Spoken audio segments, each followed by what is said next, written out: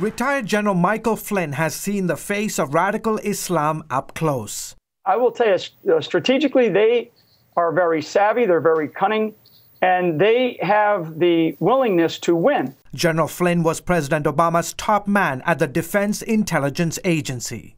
Before that, the general served as Director of Intelligence for the Joint Special Operations Command, a shadowy arm of the government that tracks and eliminates terrorists around the world. The same unit, by the way, was responsible for the Commander raid that killed Osama bin Laden. For the better half of a decade, Flynn has interrogated hundreds of Taliban, Al-Qaeda, and other terrorists. The strategic leaders, they're not 25-year-old kids. These are like people that are, I would say, between the age of like 45 and 55, who are engineers, doctors, very intelligent. They should have better things to do, but they have this ingrained belief, and they mean to not only establish the caliphate, but dominate the world.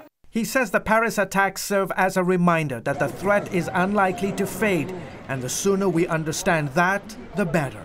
So we have to get real, and this war that we are in, whether we like it or not, whether we accept the fact that we're in it or not, it is here in front of us.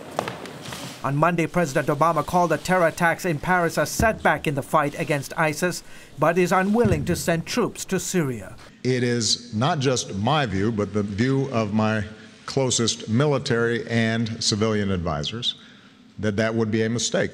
Flynn sees the real mistake as a White House that continues to underestimate the enemy and their religious ambitions. The general says Obama cannot win this war if he can't even name the enemy. They see themselves as a component of Islam.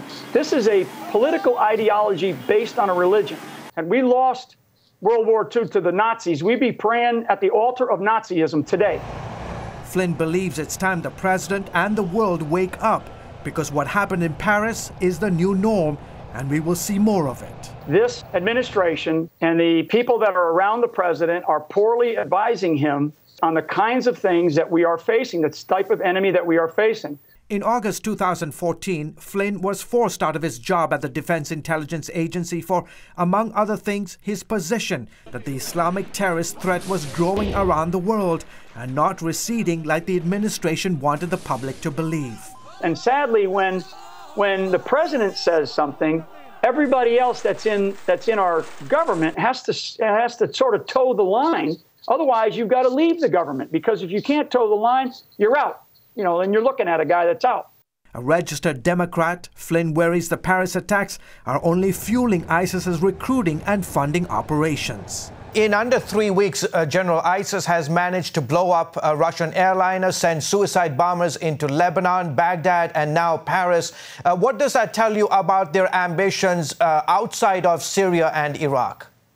Yeah, their ambitions are high. They believe they are winning.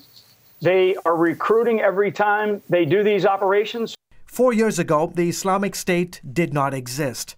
Now it controls vast swaths of Syria and Iraq, and 35 terror groups around the world have pledged allegiance to its leader, Abu Bakr al-Baghdadi.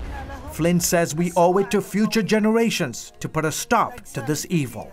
We've got to quit kidding ourselves, and the President of the United States needs to recognize that the absolutely failed policy that has been implemented by this administration to do anything about this is not actually, it's not achieving the mission.